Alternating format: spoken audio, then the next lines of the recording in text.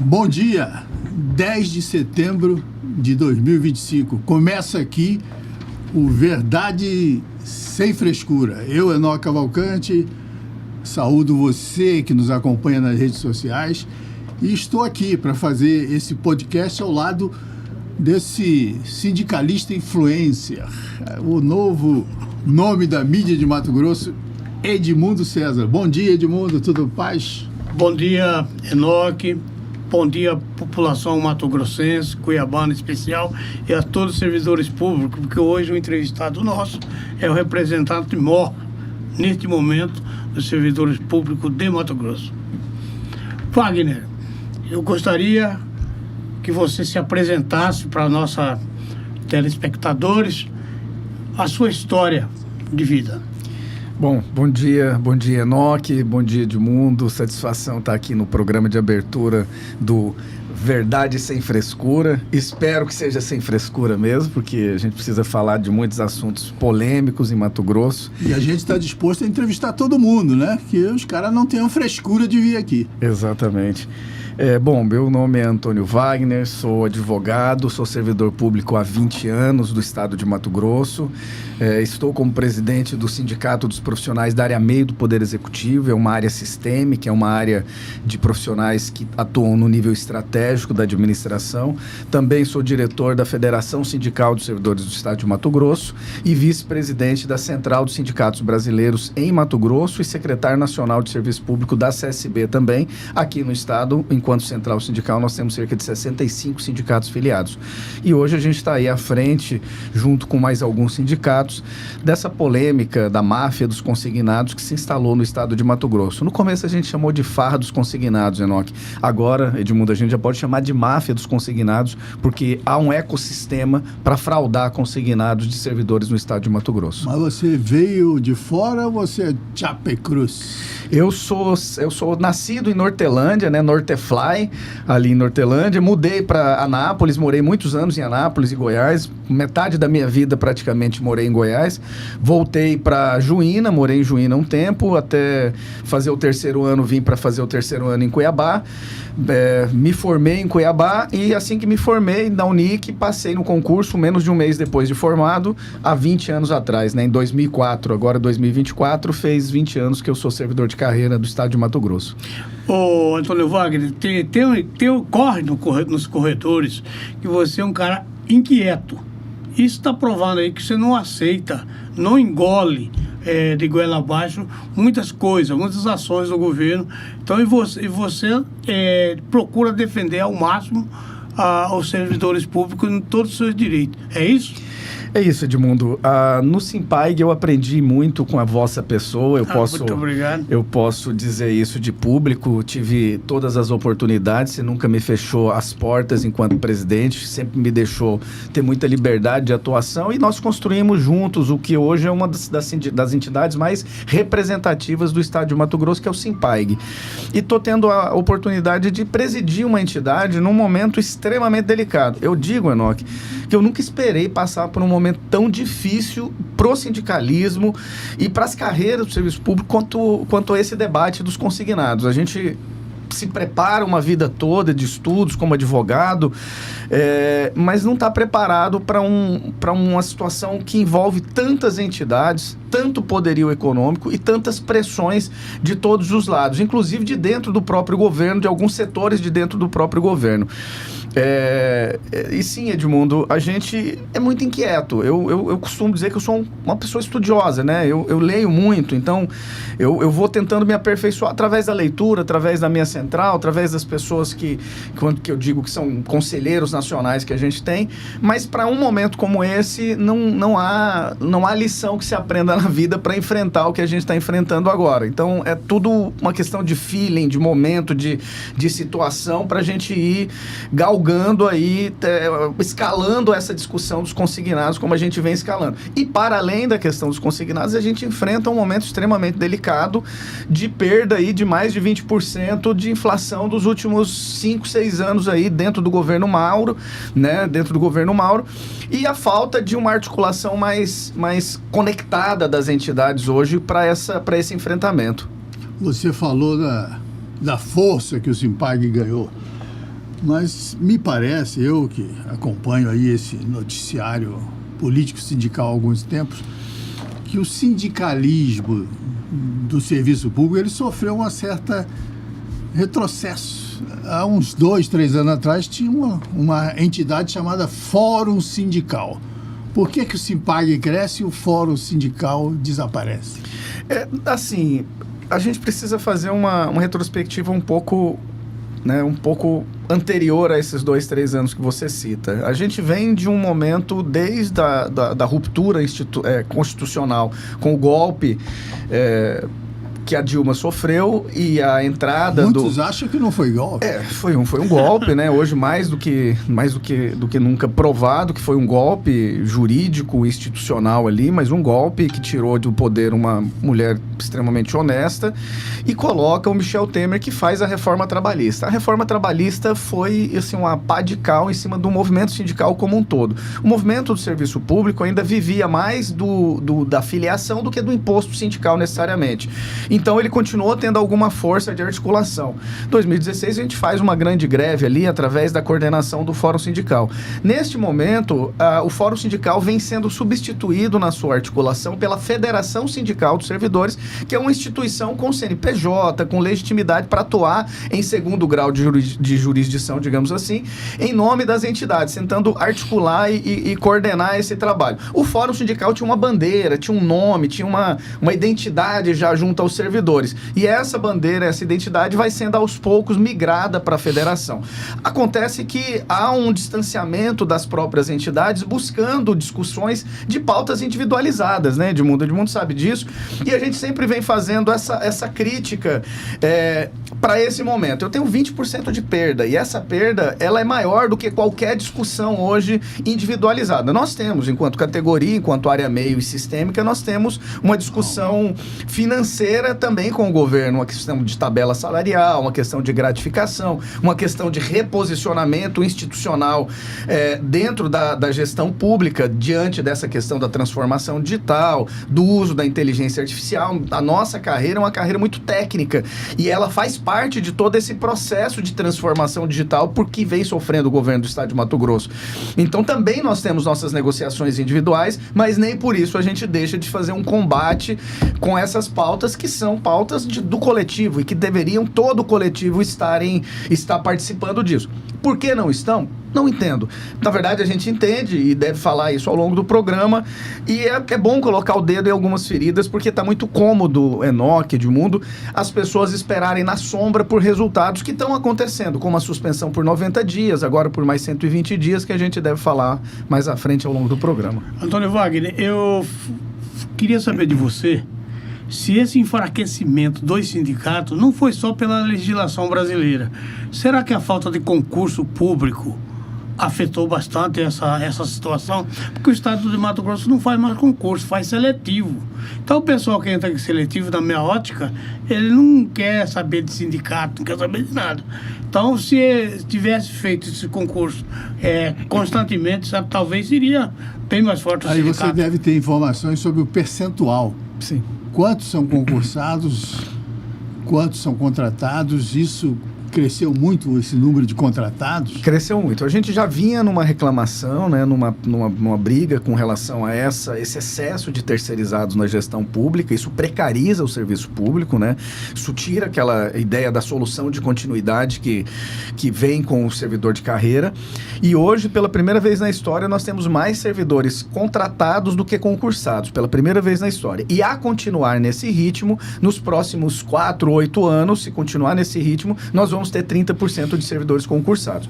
Isso é extremamente danoso para o serviço público, principalmente para carreiras como a nossa, que são carreiras... Nunca antes houve essa situação. Nunca antes na história houve uma situação de inversão de mais concursado, mais contratado do que concursado. Então é a primeira vez na história que a gente enfrenta isso e a gente vê uma omissão do Ministério Público em atuar com relação a esse excesso de terceirizações. E aí é um contrassenso, e o Edmundo, eu vou ser objetivo na resposta ao Edmundo. É um contrassenso essa atuação do Ministério Público quando envolve o Estado de Mato Grosso, porque eu tenho decisões de vários municípios, de Ministério Público, de promotores de vários municípios atuando contra terceirizações, ou em Barra do Garças, ou em Primavera, em vários outros municípios do Estado, com mão firme, dizendo, obrigando, fazendo TAC, termo de ajustamento de conduta, para que os prefeitos façam concursos públicos e demitam terceirizados, porque os números começaram a ficar exagerados em alguns municípios,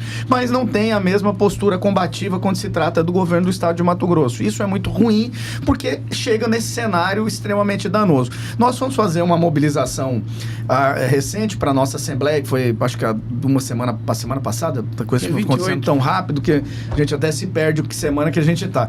Mas no dia 28 nós fizemos uma Assembleia Geral e nós passamos nas secretarias para panfletar. A gente ainda vai para o chão de fábrica, viu, Enoque? A gente gosta muito de passar nas secretarias, no tete a tete ali, e é o que tem dado resultado. E fizemos uma Assembleia com quase 200 pessoas, acho que talvez pouco mais de 200 pessoas, lá no CRC, no momento que ninguém está chamando a Assembleia para nada. E aprovamos um estado de greve ali, então estamos em estado permanente estado de greve que nos permite uma série de outras iniciativas. E o que me assustou ao passar nas secretarias é que a gente não conhece mais as pessoas que estão nas secretarias. É tanto terceirizado, é tanto comissionado que a gente não sabe mais para quem que a gente está falando. A gente entra numa sala e pergunta quem é servidor de carreira, tem 2 servidores de carreira e 20 que não são de carreira.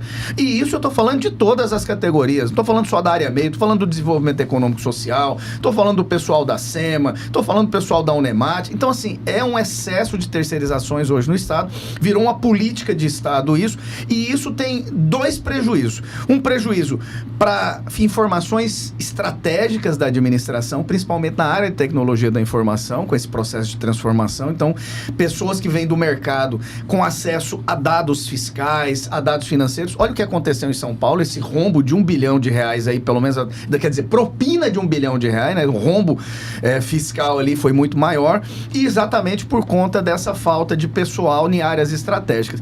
Aí você traz um monte de terceirizados para cuidar de informações estratégicas da gestão pública, e isso gera um risco para essa segurança dessa informação. Então isso é extremamente danoso. E por outro lado também é extremamente danoso para fins previdenciários, porque o terceirizado e o comissionado descontam para o INSS, não descontam para o nosso fundo de previdência. Então a gente tem tentado, Enoque, articular um grupo de sindicatos para que a gente faça uma contratação de uma banca externa às assessorias do sindicato, seja especialista em direito constitucional, que formule uma tese para que a gente comece a ingressar judicialmente contra essas terceirizações. Então a gente está num processo ainda inicial desse trabalho. Que se restabeleça uma dinâmica de concurso. Que se restabeleça uma dinâmica de concurso. É necessário, por exemplo, o governo federal agora vem fazendo concurso desde que ele entrou, e já foram, parece que mais de 10, 15 mil vagas de concurso no governo federal.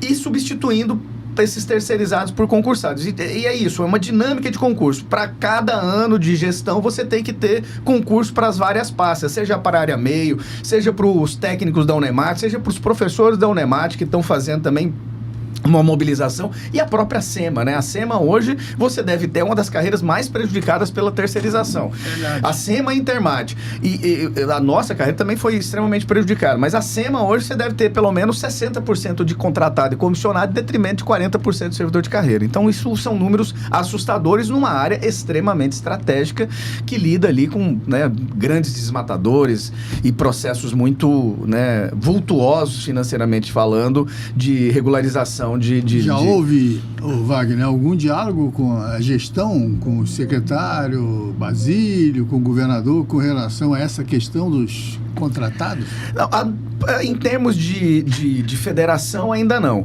Algumas carreiras têm feito individualmente seus pleitos. Isso não virou uma prioridade para a nossa carreira no momento. A nossa carreira no momento tem uma prioridade, seria uma negociação institucional e salarial de reposicionar a carreira, tanto financeiramente como dentro das áreas estratégicas da gestão. Porque a gente, como é a maior carreira, tirando o MTI, é a maior carreira com perfil de tecnologia da informação no Estado. Nós temos quase 90 profissionais de TI que fazem parte de todo esse processo de transformação No total, digital. a carreira No total. tem quantos No total, servidores? nós temos quase 2.000 servidores, 1.300 servidores em atividade e cerca de 700 servidores aposentados e pensionistas. E desse perfil, 90 são profissionais da área de TI. Nós temos muitos advogados, contadores, economistas, como o Edmundo, administradores de empresa, enfim, é uma área muito técnica.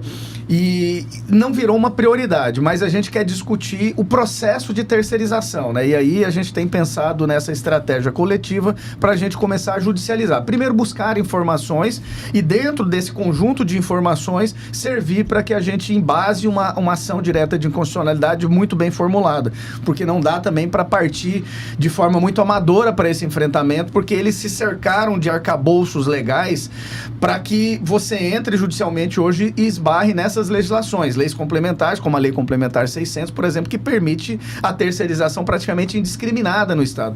Nós temos hoje um problema que é praticamente a reforma administrativa, a PEC 32, que nunca passou no Congresso Nacional, praticamente ela está sendo aplicada no estado de Mato Grosso sem que ela tenha sido aprovada no Congresso Nacional. Então, hoje você tem, além do terceirizado que vem via empresa, você tem o processo seletivo, que é a análise curricular, então você não tem nem disputa dentro desse processo seletivo, você tem o estágio remunerado também, então tem 3, 4 formas de terceirização hoje no estado que não existem hoje legislação federal que ampare. Então, essa terceirização, ela é uma marca do governo Mauro Mendes ou já vinha lá com Pedro Táxi e antes dele? Ela vem de anos de gestões anteriores, mas não tão aprofundada quanto no governo Mauro Mendes. O governo Mauro Mendes, isso veio como marca de gestão, sim. Antônio, esse estágio remunerado aqui no Mato Grosso é uma coisa inédita, né? Porque eles pagam 13º, pagam férias. Então, quando eu fiz estágio lá atrás, eu não tinha nada disso. Eu tinha um salarinho lá e pronto. Então, isso também atrapalha bastante, né? Por exemplo, quando eu conversei na época lá da Secretaria de Fazenda, eu falei, por que você não faz concurso para área meio? Falou, não, porque a área meio ganha muito pouco. Então, ninguém quer vir para cá. Então, eles começaram, isso na época do Blairo Mário, isso aí. Então, eles começaram a fazer contratações, porque os caras, nosso salário era baixo. Eles reconheciam, mas não colocava a melhoria para nós. Hoje tem estágio de nível superior e tem estágio de especialização. Então, traz essas pessoas bebem na fonte da informação, do conhecimento de servidores tem 10, 15 anos dentro da administração, passam essa informação, esse cara fica 2, 3 anos dentro da gestão e sai para o mercado com esse conhecimento adquirido ali dentro do ambiente de trabalho, inclusive com informações privilegiadas. Informações privilegiadas da área fiscal, informações privilegiadas da área ambiental, informações privilegiadas da área de sistemas que gerem a administração pública. Isso é um risco, inclusive, para os serviços públicos. Aí nós estamos vendo as categorias todas de servidores enfrentando uma série de dificuldades estruturais. Aí no meio dessas lutas todas aparece o drama dos consignados, que é gerado também pela falta de dinheiro no bolso do trabalhador.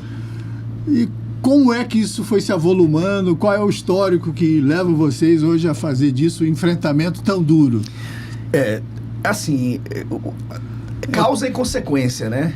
A causa é o enforcamento financeiro. O enforcamento financeiro que vem de 2019, 2020, 2021 e 2022, onde se pagou 7 quando a inflação ficou em 11. Somados esses anos todos, você tem aí uma perda de quase 20%, segundo o estudo do DIEESE, que nós contratamos. Inclusive o Simpag foi um dos que ajudou a pagar esse estudo, que foi pago ali por 4, 5 instituições, inclusive com aval da federação.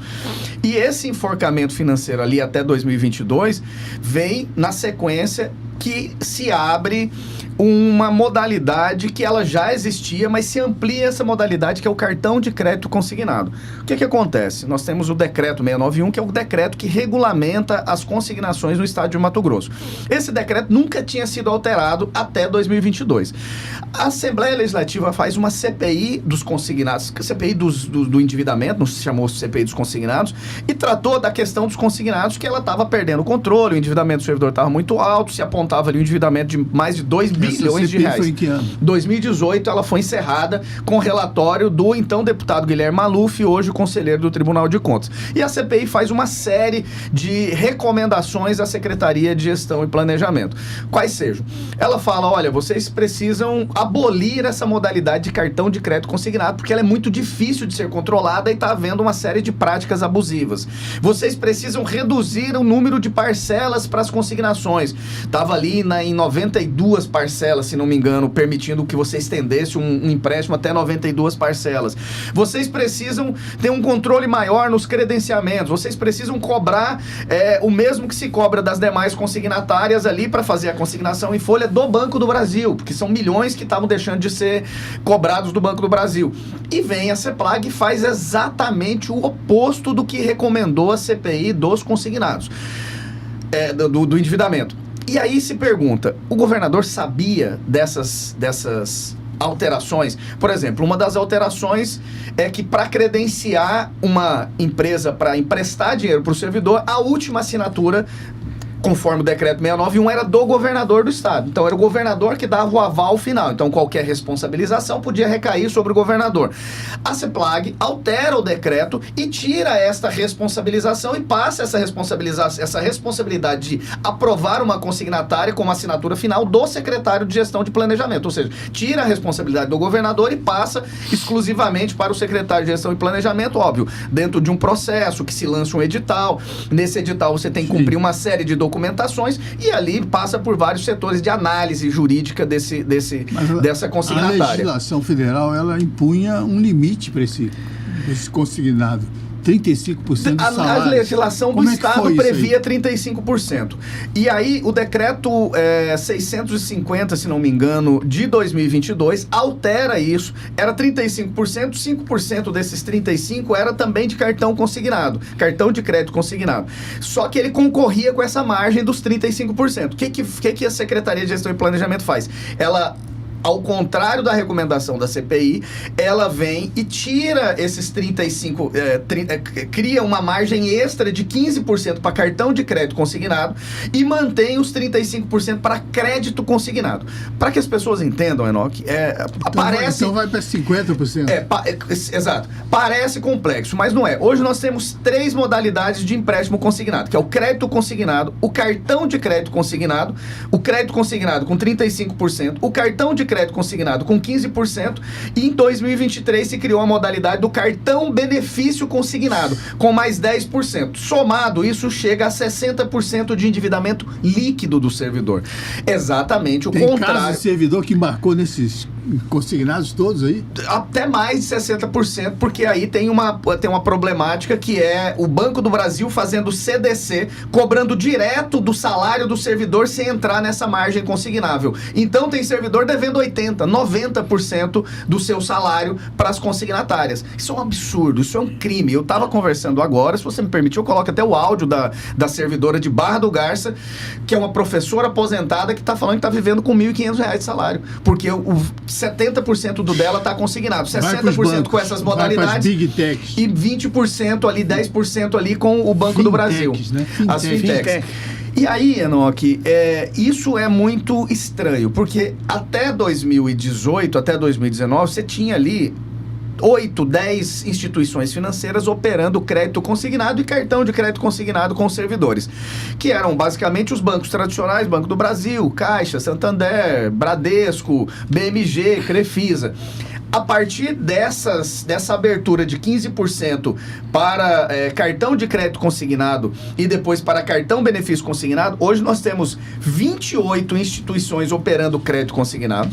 Nós temos 25 instituições operando cartão benefício consignado e nós temos hoje 12 instituições operando cartão de crédito consignado. E eu chamo de instituições porque o decreto exigia que fossem bancos comerciais. O artigo 16 do decreto 619 fala em banco comercial. Mas eles driblaram isso. Só que credenciaram todo tipo de instituição. Por exemplo, o Capital Consigna não é um banco comercial, é uma sociedade de crédito direto. Ela é uma instituição financeira, com certidão do Banco Central, porém ela não é um banco comercial como se exigiu o decreto. Não tem conta corrente, essas coisas. A gente não tem. Então a gente agora está acessando os termos de credenciamento. Essa semana a gente deve ter acesso a todos os termos de credenciamento solicitados até o momento, que são da Capital Consigne, o seu grupo econômico, o Bem Cartões, a Carto, Sociedade de Crédito, o Clickbank e o ABC Card, instituições que ninguém nunca aí fora ouviu falar, mas aqui estavam operando milhões de reais. A Capital Consigne, por exemplo, sai de 10 mil reais de consignação em 2022 para 2025 com mais de 48 milhões de consignações. Junto com o seu grupo econômico, elas arrecadaram aí no ano de 2024 cerca de 228 milhões em consignações em folha de pagamento. Então, a gente sempre gosta de deixar isso muito claro. Há um risco de vida inerente a estas denúncias. Não podemos brincar sobre isso. Eu vou pedir para a nossa operadora aí. Um dos vídeos que a gente coloca está lá o governo.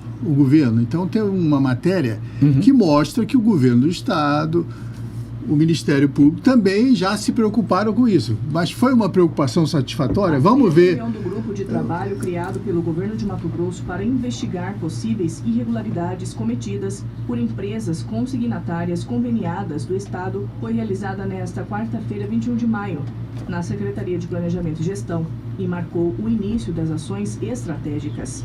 O foco está na análise de créditos e valores consignados a servidores ativos e inativos. A iniciativa visa proteger os servidores públicos contra prejuízos financeiros. Levantar as possíveis irregularidades, dar encaminhamentos e resolver as situações que tiverem que ser resolvidas, seja em suspender eventuais descontos indevidos, seja determinar que a empresa que os fez restitua o servidor dos valores.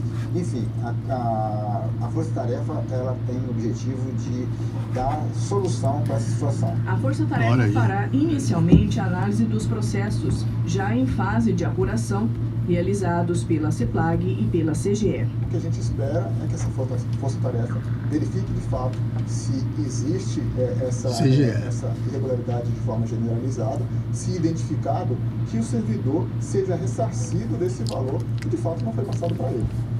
Além desse valor que não foi passado para ele, agora o MP vai ter direito de procurar a justiça para ter os seus danos morais e materiais. Os servidores que identificarem irregularidades em seus contratos de crédito consignado podem registrar reclamações diretamente no PROCON de Mato Grosso. O primeiro passo vai ser analisar todos esses contratos para a gente poder verificar Gisela 2. o que tem em estrada, o que tem em contrato, o que foi negociado, porque o PROCON ele vai atuar inclusive na oferta.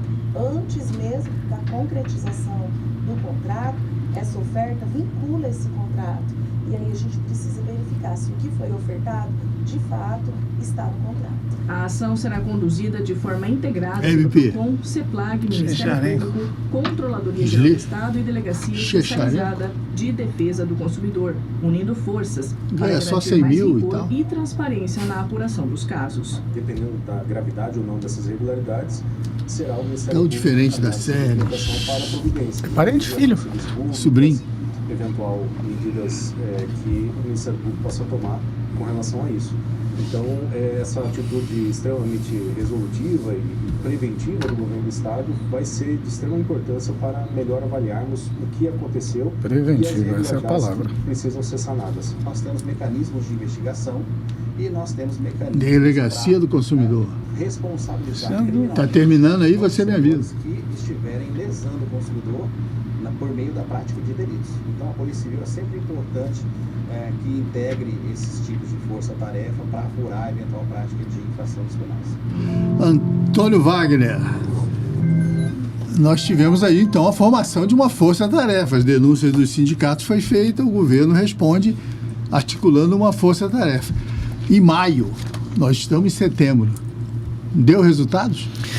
Olha, alguns resultados. Eu vendo a gravação ali agora, rememorando essa gravação, me estranha muito que a secretaria que deveria estar sendo investigada, a pasta, os sistemas de informações da CEPLAG, fazer parte da Força Tarefa. Eu acho isso um contrassenso. E nada contra a pessoa do secretário, mas os sistemas que geriam as consignações são da CEPLAG. Então, se esses sistemas precisavam ser auditados, eu não acho de bom tom o secretário que devia ser auditado, a secretaria que deveria ser passada a limpo, participar da força-tarefa. Mas está participando, criando inclusive alguns embaraços. Como revisa consignado. Foi um sistema que se criou em tese para que o servidor pedisse a revisão dos seus consignados. Só que não houve anúncio. Não houve anúncio na imprensa, não houve recebimento de e-mail, não houve publicização. E este sistema criou argumento para que as instituições entrassem na justiça e buscassem o retorno das consignações que haviam sido suspensas. Suspensas por decisão de um relatório, que é o 01 do PROCON, que suspendeu por 90 dias 5 consignatárias. A Capital Consigne, o Clickbank, o Bem Cartões, o ABC Card e a Cartos.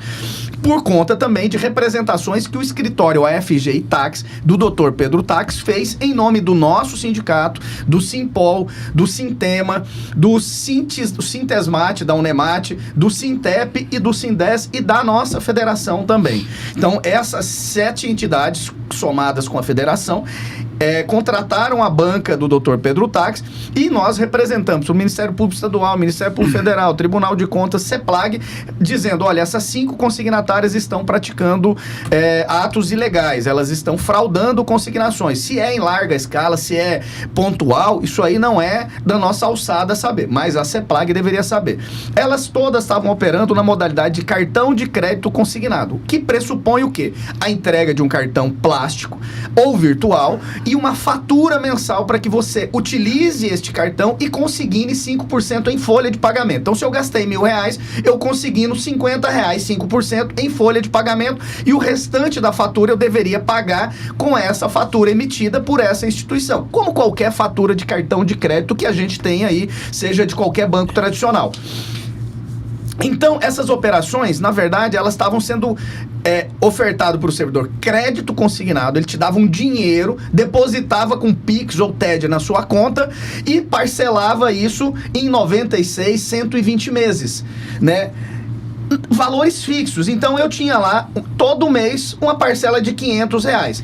A CEPLAG deveria ter identificado que isso não era uma operação de cartão de crédito consignado e já notificado essa empresa. Olha, já antes das nossas denúncias, que história é essa de ter 30 parcelas aqui, 15 parcelas aqui, o cara pagou R$500 todos os meses. Isso não é cartão de crédito. Isso é uma operação de crédito consignado. Só que o cartão de crédito te permite um juro de 5, 6, 7% ao mês. Então, aí vem a abusividade. Outra fraude que nós identificamos na capital e seu grupo econômico ali era valor depositado a menor. Então, mesmo no contrato que era feito, no contrato, quando a pessoa tinha acesso, com muita dificuldade de acesso a esse contrato, o contrato era de 30 mil, mas depositado na conta dela R$20.000. E ela pagando juros exorbitantes em cima desse valor de 30 mil que ela não recebeu. Ou seja, R$10.000 desapareceu. Foi para onde? Quem recebeu. E estava pagando a mais. Então, deixa eu te cortar aqui e dizer, essa força-tarefa tem dialogado com vocês? Não tem dialogado. Desde nós maio, buscamos nós vimos a força-tarefa. Procurador Sim. de Justiça, nós vimos ali CGE. O principal interessado não estava lá. Eles têm procurado vocês? Não. Nós buscamos a força-tarefa, nós buscamos a chefe do PROCON, a doutora Cristiane, que foi muito atenciosa, foi muito solícita, inclusive, surpreendentemente, o parecer, eu não digo surpreendente pela falta de capacidade técnica, ao contrário, política, mas a capacidade política, exatamente. A gente tinha uma preocupação que a pressão em cima do PROCON fosse tamanha que eles não conseguissem desenvolver o trabalho técnico, mas o trabalho técnico deles foi primoroso. O relatório 02 da Força-Tarefa do PROCON, da Lavra do PROCON, aponta cerca de 22 irregularidades e fraudes e fala em anulação total dos contratos, que todos os contratos seriam nulos de pleno direito.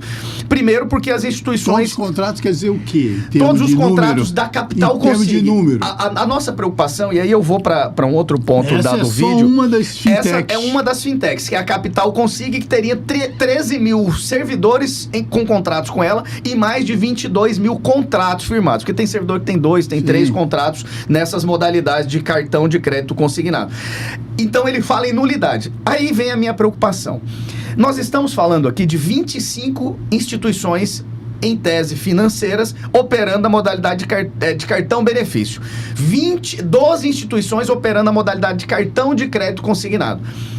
Nós não estamos falando da Capital Consig e das suas 4 subsidiárias. Nós estamos falando de quase 30 instituições. Todas elas. Preventivamente, qual foi o trabalho da Força Tarefa? Nenhum. Em cima das demais, não. O relatório do Procon. O relatório do Procon, só 5. O relatório do Procon. As outras continuam operando normalmente. Continuam operando normalmente. Nós representamos agora. Só concluir aqui, Edmundo. Nós representamos agora mais. Além dessas 5, mais 8 instituições. Para o Banco Central, que não tinha sido feita uma representação, foram representadas 11 instituições. Só que dessas 11, 3 já faziam parte dessas primeiras representações nesses órgãos que apareceram ali. Com exceção do Ministério Público Federal. Além de buscar as autoridades estaduais, você foi lá no Galípolo? Nós fomos no Galípolo. Nós mandamos para a diretoria... Deixa eu até verificar aqui. É a diretoria... de Relacionamento, Cidadania e Supervisão de Conduta do Banco Central do Brasil. Já houve resposta? Não, ainda não. Nós representamos há cerca de 15 dias no Banco Central e aí essa semana nós representamos aqui, segunda-feira, representamos a CEPLAG e aí vai ser representado ao Ministério Público Estadual, ao Ministério Público Federal e inclusive ao Tribunal de Contas também, pedindo a suspensão do repasse elas, dessas consignatárias. Não, dessas 8 que estão aqui além das 5. Então já seriam 13.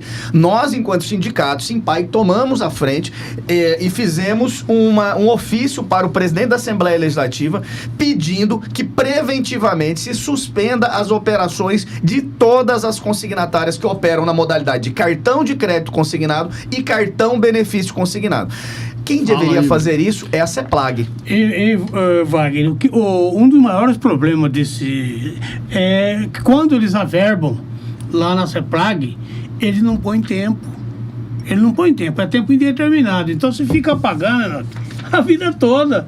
E não, além desse desconto que é fixo, que era para ser flutuante, conforme o seu gasto, ele já põe lá 10% do que você pegou.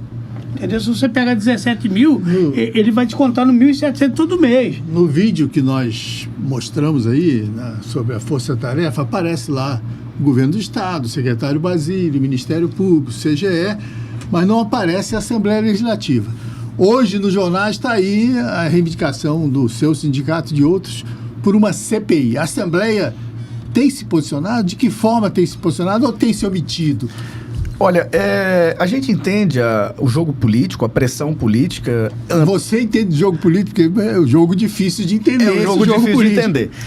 E aí a gente entende o porquê que a Assembleia Legislativa não encampa essa discussão. E também está faltando mobilização por parte dos sindicatos e os servidores em fazer uma assembleia. Eu tenho sugerido fazer uma assembleia no saguão da Assembleia Legislativa só com as pessoas que possuem empréstimos consignados. Vai lotar. Nós fizemos uma assembleia dentro do meu sindicato, foram 60 pessoas só com empréstimo a Capital Consig. Fizemos uma assembleia agora, semana passada, com mais de 200 pessoas lá no CRC. Eu tenho sugerido que nós façamos uma assembleia geral em conjunto com os sindicatos, no saguão da Assembleia Legislativa, inclusive para reivindicar que seja feita uma CPI.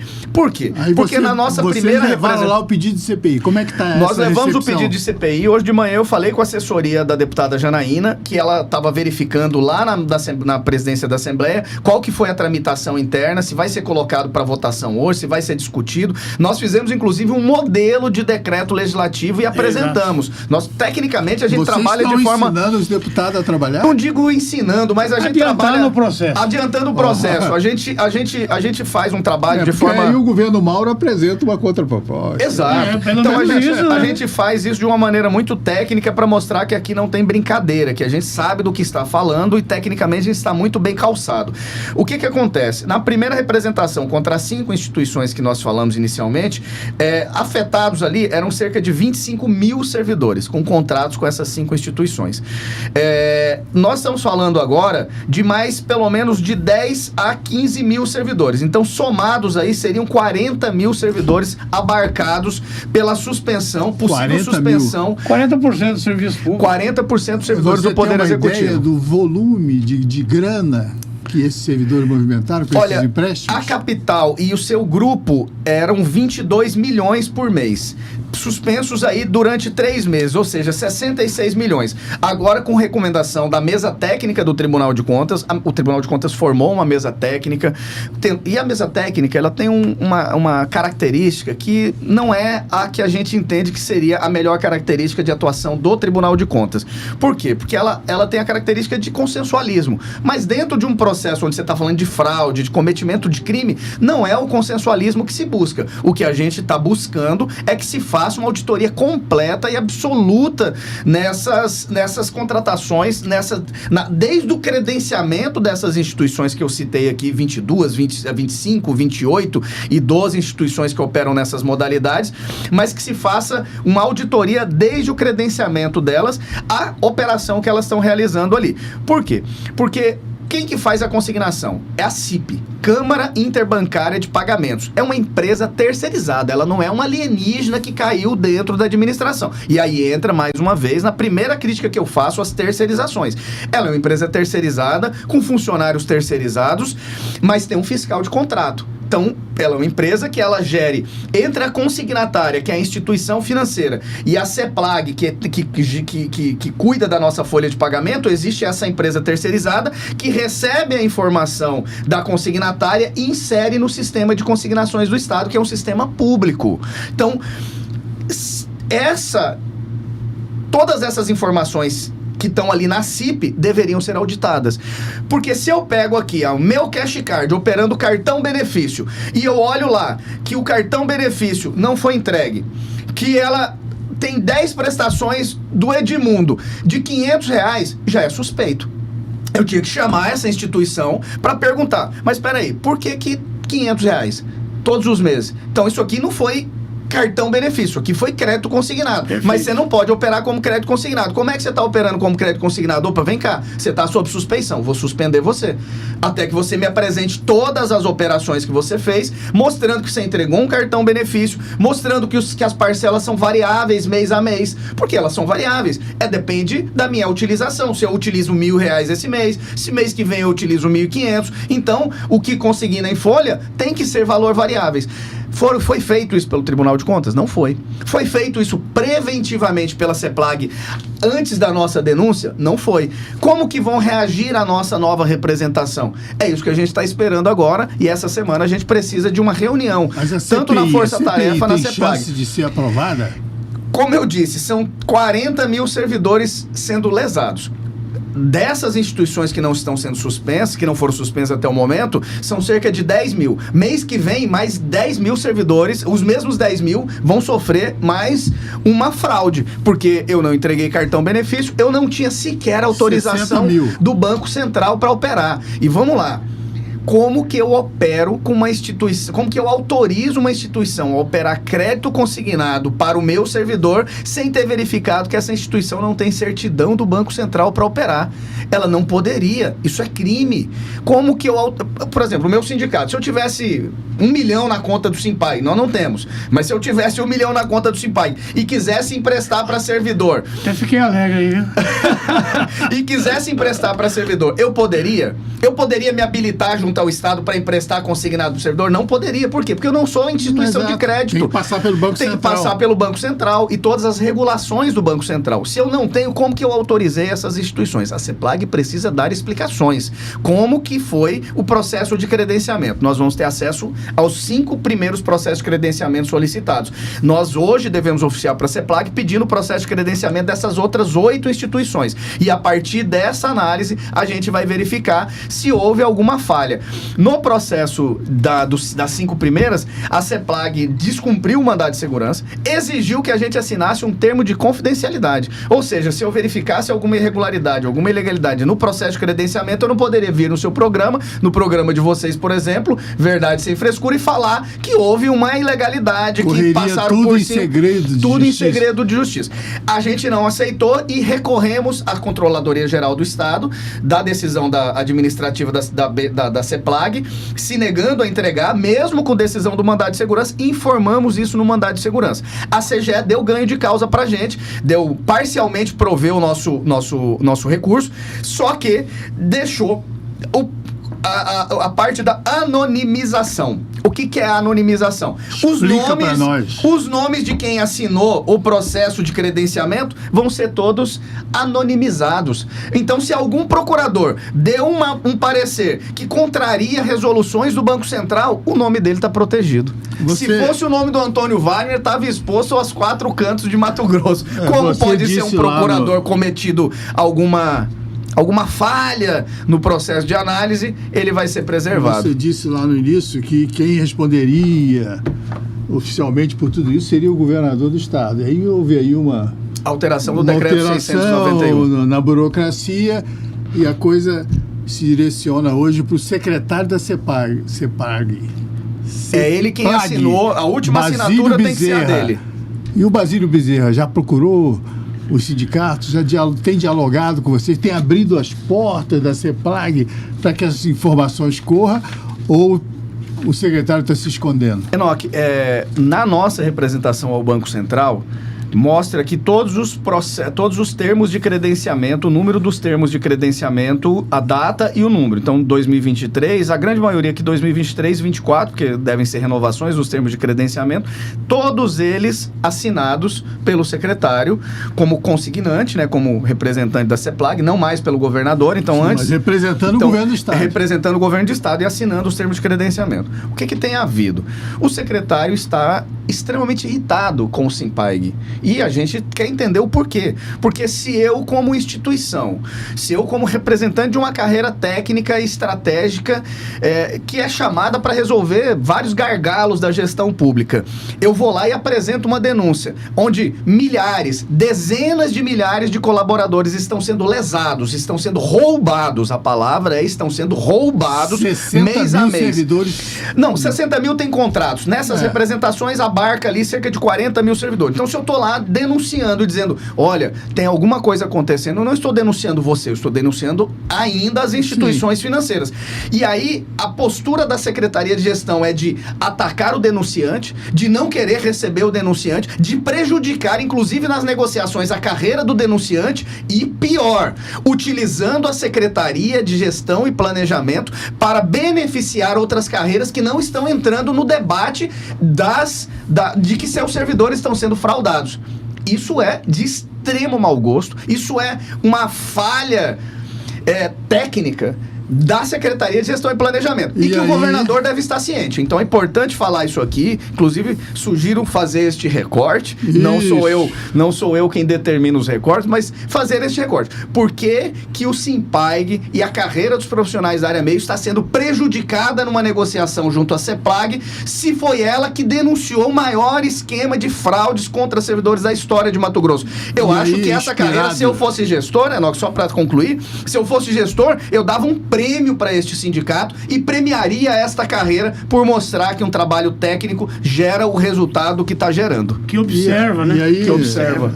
Evidentemente que um assunto como esse vai exigir muitos outros programas, né? Mas eu gostaria de pegar um outro aspecto. Você está falando aí da atuação do CEPLAG, uma atuação inovadora, reveladora. E os demais sindicatos?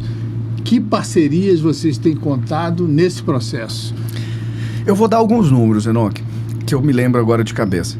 São só com a Capital Consig, eram cerca de 3 mil policiais militares. Com seu grupo econômico, isso chega a quase 5 mil policiais militares com contratos com essas instituições. É uma das carreiras mais endividadas de Mato Grosso, são os militares. Os sindicatos militares estão com você? A Associação de Cabos Soldados não entrou no rateio dos custos. A Associação de Sargentos Subtenentes não entrou no rateio dos custos. Oficiais? Oficiais também não. E olha que tem militares. Eu recebi ligações de coronéis da Polícia Militar, não vou citar o nome aqui para não constranger, mas no futuro eu recebi ligações de 2 coronéis da Polícia Militar, primeiro elogiando a coragem que a gente estava tendo de fazer esse enfrentamento, que é o risco de vida inerente a esse processo, e falando, olha, eu estou até o pescoço de endividado. Delegado, inclusive uma delegada nos procurou através de uma investigadora. O Sindicato tá, né? O Simpol tá, mas o sindicato dos delegados não está participando desse processo de rateio desses custos, porque são custos altos, é um escritório renomado, não é um valor que a se gente puder consiga ter mais pagar. advogados, será melhor. Se tiver mais advogados, exatamente. Se a gente, né, puder ampliar, inclusive, o número de entidades participantes. Então, hoje nós temos, além das 7 a que maior iniciaram... categoria do Sintep, tá? Do Sintep tá presente ali com o Henrique, parceiro. Inclusive Começou bancando. com o Valdeir, inclusive bancando. Começou com o Valdeir, preciso fazer esse elogio publicamente ao companheiro Valdeir, que era o ex-presidente, que foi quem peitou e falou, não, vamos fazer, vamos estar juntos, vamos atuar juntos. Então, além dessas 7 entidades, que é o Simpol, o Simpaig, o Sindes, o Sintesmate, o Sintema e o Sintep, agora entraram o Sindispay, o sindicato lá da Nicinha, dos Cisma. profissionais outro número que eu queria dar, o Cisma. São cerca Cisma de... são servidores da saúde. São cerca de 2.000 servidores da saúde extremamente endividados com essas instituições que a gente entende que as fraudes são em larga escala, porque nunca entregaram cartão de crédito, nunca entregaram cartão benefício, só entregaram crédito consignado, cobrando juros de quase 10%, e o Cisma não entra. E olha que eu conversei com o Mesquita, chamando o Mesquita. Mesquita, sua carreira tem muita gente prejudicada, muita gente endividada, muita gente vem me procurar porque o sindicato não está fazendo nada. E aí, o que parece é que estão querendo negociar melhorias para as carreiras, para tirar as carreiras desse enfrentamento. Agora, por que que um secretário passa mel na boca de algumas carreiras para tentar tirar as carreiras de proteger os servidores de fraudar? Aí eu fico muito preocupado da utilização da pasta de gestão e planejamento para tirar as pessoas de um debate que é fraude, que é crime, que precisa ter gente na cadeia. Então, essa utilização da Secretaria de Gestão e Planejamento, para mim, a meu ver, aqui Ministério Público, já deveria ser motivo suficiente para pedir o afastamento do secretário. Porque tirar as carreiras do legítimo direito, tirar o sindicato do legítimo direito de discutir crime, fraude em larga escala, é má utilização da pasta. No nosso filme, nós vimos lá o promotor Miguel Slessarenko. Tem havido o Miguel dialogado com vocês, procurado informações de bastidores ou outros promotores? O MP está se mexendo? O MP, nós tivemos uma conversa com uma promotora do núcleo de defesa do consumidor. Eu perdão, mas eu esqueci momentaneamente o nome dela. Talvez eu me lembre. O que será que a gente tem esquecido os nomes dos promotores? Não, mas né, você sabe que eu não tenho preguiça de falar o nome de ninguém, mas eu acho que o Ministério Público tem sido acusado de omissão aí em diversos aspectos. Então, nessa... Não é a primeira vez? O Ministério Público tem sido acusado, inclusive, de funcionar como um puxadinho do governo do Estado. Eu fui lá numa reunião no Ministério Público, a pedido do Antônio Wagner, eu senti sair de lá extremamente aborrecido. Quem é que estava lá? Com a posição do Ministério Público. Eu estava lá, a federação, estava... Não, mas estou dizendo do Ministério Público. O presidente. Quem é o atual? Você fala o nome dele. Eu não lembro o nome dele também. Pô, vocês... Olha só como está o Ministério Público. Renato Fonseca. Ninguém lá, Ricardo Fonseca lá, né? Eu senti totalmente assim, sem pai e sem mãe. Quando foi isso? Já tem uns 2 meses. Olha, é muito difícil, porque... Vai mexer com o governador? É mais ou menos isso. Mais ou menos. O governador quebrou a costela. Cheguei, reportei pro Wagner. O governador está precisando. O Wagner talvez não foi nessa reunião exatamente por isso. Eu nem fui. Sabia que ia ser tratado lá. E eu saí de lá tranquilo, assim, falei, olha, não vai dar em nada por aqui. Né? Só que o presidente aí tá arrochando muito. A nossa assessoria aí nos informa quantos minutos nós já rolamos? 52 minutos. Isso, nós vamos já caminhando para o nosso fecho aqui. Eu estava procurando ali o nome da promotora, me esqueci agora. Olha só, promotora, se vocês estiverem nos assistindo, ligue para nós. Nós tivemos uma reunião com ela. Ela teria uma agenda de uma audiência de autocomposição com a Capital Consig, que não rendeu nada. Wagner, inclusive, o advogado da Capital Consig presente nessa audiência de autocomposição foi o Pascoal Santulo. Pascoal Santulo foi o advogado... Pascoal Santulo foi um dos sócios do Mauro Mendes, não é isso? Eu desconheço. Isso. Você lembra disso? Lembro, ele foi chegou a ser meu advogado. Você era sócio do Mauro? Não, advogado particular. Foi ele que participou da audiência de autocomposição, tentando um acordo com a Capital Consig para se formar um termo de ajustamento de conta. Nós não sabemos. O que eles queriam era transformar cartão de crédito consignado em juros de cartão de crédito consignado, ou seja, 1,5%, 1,2%, 1,8%, o que a gente não concorda. Porque a gente precisa dividir. A Capital tem certidão do Banco Central, mas e as que não têm certidão do Banco Central? A gente entende que deve devolver o principal, até para não dar calote a ninguém. Eu peguei 10, eu devolvo 10 com a taxa Selic ali, dividido 0,5% ao mês. E aí... Mas eu já paguei a mais, então você tem dinheiro a me devolver. Então o que a gente defende é a nulidade desses contratos com instituições que não têm certidão do Banco Central. E as outras que praticaram fraude na modalidade, que emprestaram como cartão de crédito consignado e entregaram crédito consignado. Aí a gente precisa ver um bom termo disso, porque também existe a má fé. Então, se eu paguei algo que eu não devia e eu agi com má fé, eu tenho a repetição do indébito, a repetição em dobro por conta da legislação do consumidor.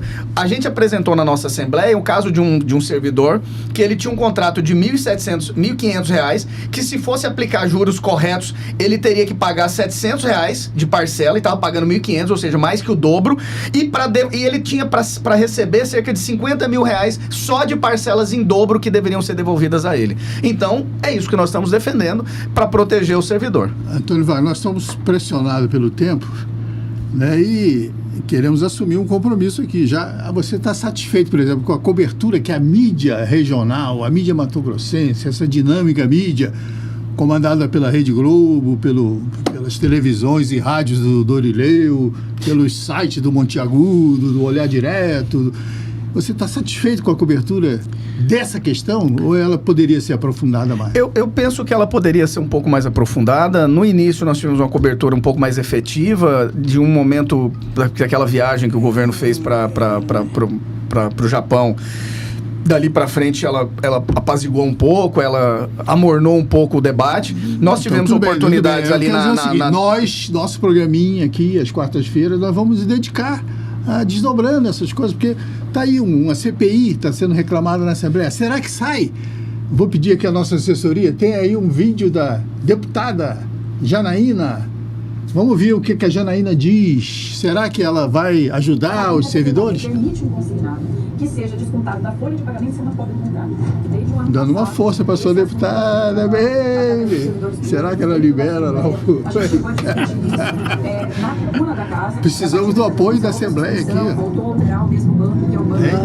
Vamos atrás. Você vai lá. Essas fraudes. Eu só levanta a bola. Você entra como Paquetá.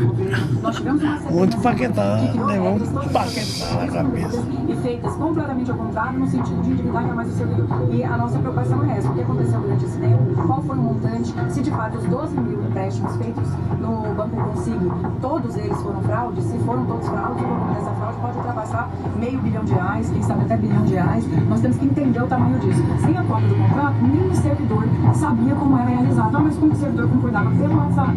E a regra do governo diz que ele pode aceitar pelo WhatsApp. E ele não tinha acesso ao seu contrato. Quando o Simpag começou a ajustar as ações, descobriu-se que nem o Banco Central tinha cópia desses contratos. Depois disso, fazendo ação judicial, é que o Capital Consig foi obrigado a enviar a cópia do processo. Quando começaram a chegar os contratos e as cópias deles, tá bem a gente começou a identificar que o servidor tinha acreditado na sua conta. É o Wagner jogando a bola e ela cabeceia. Podia ter abraçado mais a pauta, né? Se ela abraçasse, ia ser bom demais para ela. Até para ela disputar esse mesmo público com o Pedro. Você vai junto com ele, vamos financiar esse programa até dezembro. Vamos convidar o Basílio toda a edição. Vamos terminar convidando o Basílio. Então a discussão aqui é grande e envolve também essa questão do Estado. Até onde o Estado teve participação nisso? O Estado foi omisso? O Estado... E o Basílio com o Wagner junto. O Estado cumpriu daquilo que era de direito e o golpe está Vai ter que pôr para cá. Voltamos e já estamos fechando o nosso programa de hoje. Primeiro programa do Verdade Sem Frescura. E aqui vai ser assim. E tem tanta coisa para se saber, né, em torno dessa questão dos consignados. O Antônio Wagner só deu aí um primeiro desenho. Nós temos 32 categorias de servidores, pelo que eu me lembro. Então vamos abrir os nossos microfones, as nossas as nossas câmeras para que esses servidores falam. São quantos servidores? Quantos mil? Mais de 100 mil? 106 mil servidores 106 do Poder mil Executivo. servidores. E aí você vê o impacto disso no mercado, né? À medida que o servidor fica sem dinheiro, o mercado fica sem dinheiro, a padaria fica sem dinheiro. Eu falei para o Antônio Wagner o seguinte, tem empresa, a imprensa dá oportunidade, mas o tempo é lá 2 minutos. Olha quanto que ele já falou aqui. Você acha mas que o governador é 2 minutos também só? Não, o governador manda, né? E o prefeito, Abílio? Também manda. E a prefeita nós de Vaza Grande? Nós que vamos atacar não, vamos mostrar a verdade, né? Sem frescura. É o lugar ideal, Antônio Wagner. Para as pessoas virem conversarem sobre os assuntos mais... Sem frescura, mas não impede que o homossexual venha aqui. Nós não temos esse problema. Não temos esse problema com essa... Mas bem, vamos fechar aqui com o nosso amigo por hoje, prometendo que nós, na medida possível, estaremos procurando ampliar a informação. Pode ser que apareça. Né? De repente tem um dirigente sindical que é dono de uma fintech. Será que aparece isso? É importante. É importante. Trazer o filho do governador aqui, né? Eu acho que é importante, assim, os desdobramentos, né? A gente tem muita esperança no trabalho do Ministério Público Federal. O Ministério Público Federal mandou a notícia crime para Polícia Federal. Tem algum contato aqui do MPF de Mato Grosso? É o Dr. Eric, que é o procurador que está responsável por esse inquérito, pela notícia crime, por receber essa representação que nós fizemos. Ele mandou a notícia crime para a Polícia Federal recepcionou essa notícia crime e abriu um inquérito na delegacia da Polícia Federal aqui de Mato Grosso. Então a gente espera que haja algum tipo de desdobramento, porque existem crimes financeiros, crimes contra a ordem econômica, que são de competência federal. Como a deputada falou ali, são 12, 13 mil operações da Capital Consig que deveriam ter sido informadas para o registrato do Banco Central. Por que para informar para o registrato do Banco Central? Porque de cada operação de crédito, uma fraçãozinha vai para o Fundo Garantidor de Crédito, que é um fundo que garante a solvência de todo o mercado financeiro. Caso um banco quebre, quem garante a solvência de pagamento dos credores é o Fundo Garantidor de Crédito. Deixa eu procurar entender mais o contexto em que isso está acontecendo. Nós estamos falando de servidores públicos, 106 de mil em Mato Grosso, e no Brasil, em outros estados. Essa situação se desdobra em todos as unidades da Federação Brasileira? Nós não sabemos, Enoque, é muito importante. Temos que levantar isso. Vai ter um debate sobre superendividamento na Câmara Federal daqui uns dias e eu estou tentando participar desse debate para levar a experiência que nós tivemos em Mato Grosso. Lá? Emanuelzinho? Não, são duas deputadas. Coronel Fernando? Quem é que puxa? É uma deputada do PSB do Maranhão, se eu não me engano, e um outro deputado do PSOL do Ceará. Eu tenho que verificar, mas vai ter esse debate na Câmara. Eu acionei a nossa central sindical, a CSB, para buscar que a gente participe como representante nacional na mesa para fazer e levar a experiência de Mato Grosso para o que está acontecendo aqui. Você falou que você faz parte de uma central que está ligada a sindicatos municipais. E nos municípios? Cuiabá está pior que o estado. Cuiabá está se antecipando e tentando lavar as operações. E aí limpar as operações, esconder o que foi objeto de fraude. É muito importante que se diga. Hoje eu tenho uma reunião com um vereador dentro do meu sindicato, dentro do nosso sindicato. Que vereador? Pode falar? Não, ainda não. É porque eu não pedi autorização dele. Tá. Eu já estive com o Daniel Monteiro, com o vereador Daniel, que é muito combativo. É outro que não é o Daniel. Muito inteligente. É outro que não é o Daniel. Será que é um daqueles que voltaram? Não é. Esse vereador, ele vai, aqui tudo indica, pedir uma audiência pública para fazer o debate sobre os consignados no município de Cuiabá. Perfeito. As questões são muitas e o nosso podcast, com toda a sua humildade... Só um minuto. Lá tem 30 milhões que foi descontado do pessoal. Aonde? Na prefeitura. 30 milhões? 30 milhões que não foi repassado para os bancos. Então já é alguma coisa de reter, em vez de passar por banco, devolver para os servidores, não é isso? Eu não sei como que está essa situação na prefeitura. Está estourado, nós temos que voltar na próxima quarta-feira, esperamos que ao vivo, né? Aí, ótimo. Eu agradeço. Antônio Wagner, você pode falar mais, mas já fica de imediato o nosso agradecimento pela sua paciência. Eu que agradeço. Trazer essa informação. Obrigado, presidente, pela presença. E você vai nos indicar aí, nós vamos procurar, vamos trazer aqui o Sintep, vamos trazer quem está assumindo essa luta, vamos trazer o advogado, né, o doutor Pedro Tax e outros advogados, vamos tentar trazer a deputada, Vamos ver se essa CPI traz. Enfim, vamos acompanhar o assunto. Perfeito. Fecha para nós aí, Antônio. Bom, eu agradeço. O espaço foi bastante amplo. Deu para a gente conversar sobre esses assuntos. Geral e restrito, eu lembro disso. Deu para a gente conversar sobre esses assuntos, tentar esclarecer. Eu acho que o servidor precisa entender que sofreu uma fraude. E quem precisa explicar isso para o seu servidor é quem os representa. É cada sindicato que representa cada categoria. Não cabe a mim, Antônio Wagner, ficar falando em nome de todos os servidores. Mas como os outros estão se omitindo em fazer essa fala e esperando na sombra os resultados, uma grande parcela dos sindicatos, então a gente tem feito esse papel e sofrido os riscos, mais uma vez, inerentes a fazer essas denúncias. Quanto mais entidades estiverem participando, menores são os riscos, inclusive riscos de vida.